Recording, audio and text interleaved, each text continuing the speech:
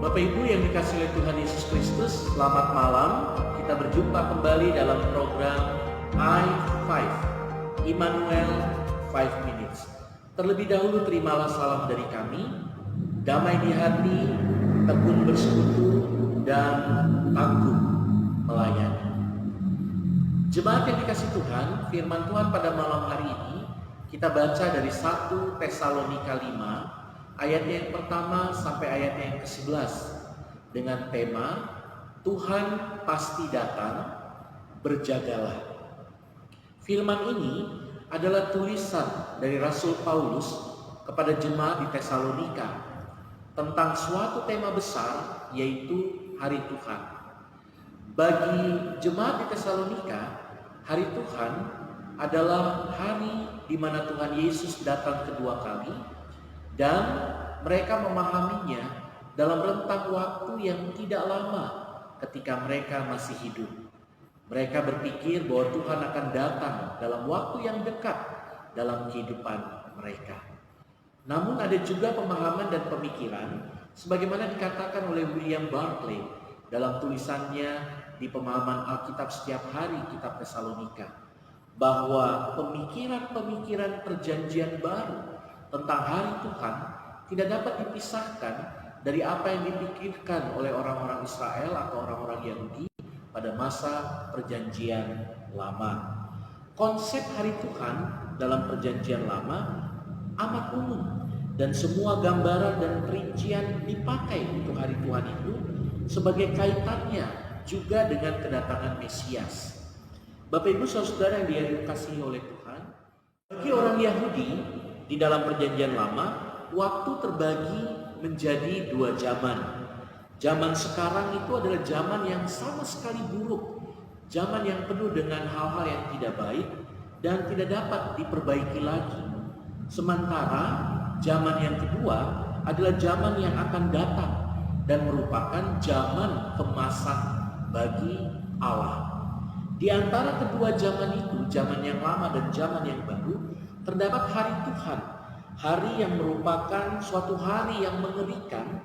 Tetapi di hari yang mengerikan itu, ketika Tuhan Allah memporak-porandakan dunia ini, akan hadir dan akan lahir hari yang baru, zaman yang baru.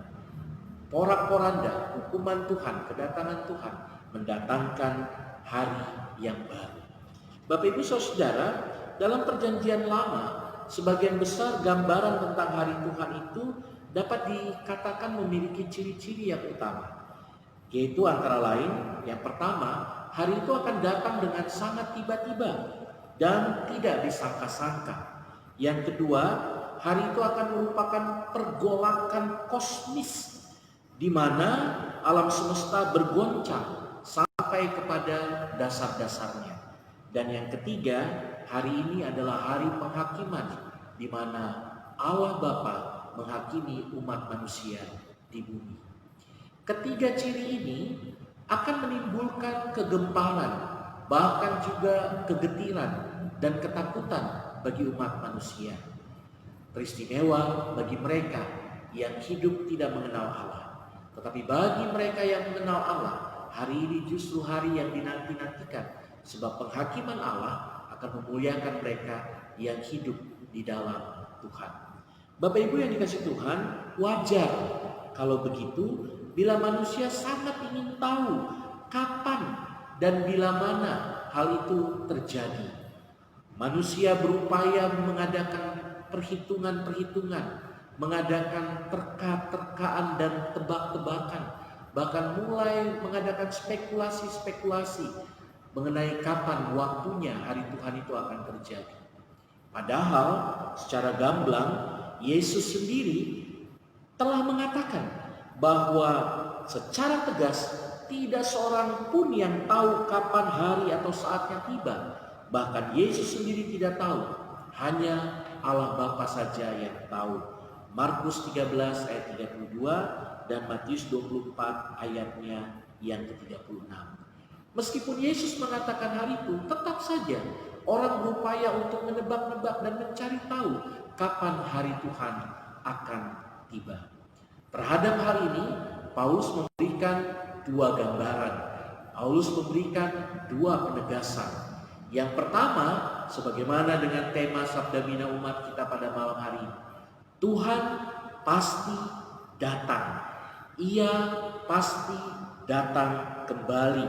Kedatangan hari Tuhan itu adalah tiba-tiba, sama seperti seorang pencuri di malam hari. Namun ia juga menegaskan bahwa tidak ada alasan sama sekali bagi seseorang untuk tidak berjaga-jaga.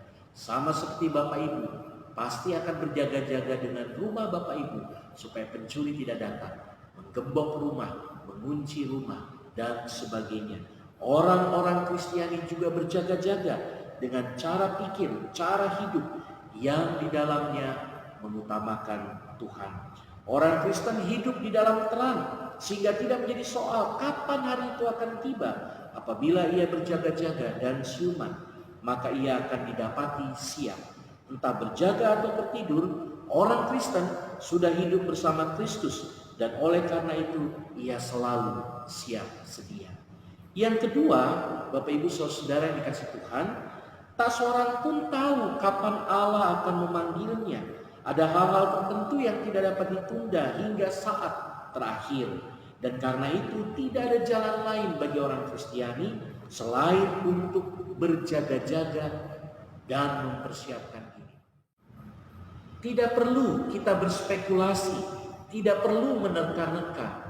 Yang harus kita lakukan saat ini, menjalin hubungan yang intens dengan Tuhan, berkomunikasi dalam doa, membaca firman-Nya, dan melakukan kehendak-Nya. Itu adalah tindakan berjaga-jaga yang diingini Tuhan. Sebab ketika ia datang kedua kali, ia menjumpai kita, ia melihat bahwa kita telah menjadi siap untuk dipanggil menghadapnya. Tuhan memberkati Bapak Ibu.